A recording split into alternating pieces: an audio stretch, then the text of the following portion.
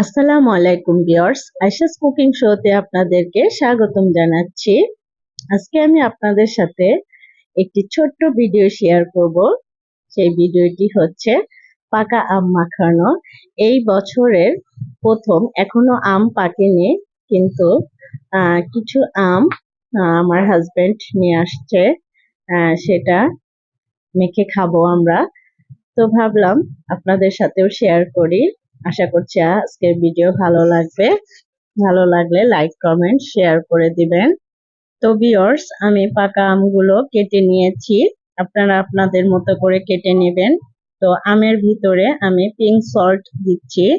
আপনারা যে কোনো লবণ দিতে পারেন, বিট লবণ, এমনি লবণও দিতে পারেন। তো আমি পিঙ্ক সল্ট দিয়ে আজকের আম মাখাবো। তো তারপরে দিয়ে দিচ্ছি 3 টেবিল চামচ কাসুন্দি।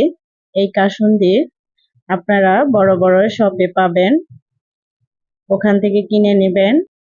এবার আমি কাসুন্দি দিয়ে ভালোভাবে আম মেখে নিচ্ছি।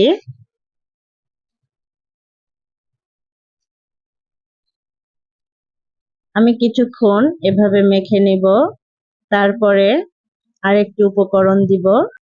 এ পর্যায়ে আমার রেসিপি ভালো লেগে থাকলে অবশ্যই একটা লাইক দিয়ে দিবেন প্লিজ। তো আমি শুকনা মরিচের গুঁড়া দিব।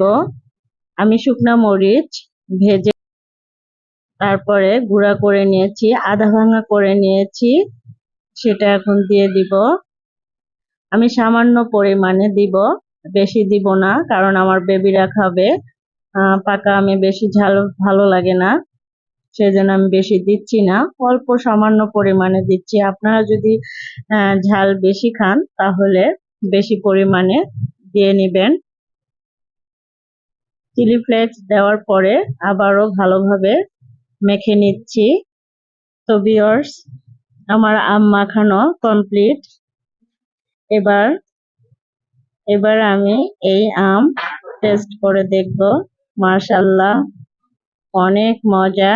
তো ভিউয়ার্স, কেমন লেগেছে আজকের আম মাখানো কমেন্ট বক্সে জানাবেন, জানালে খুশি হব।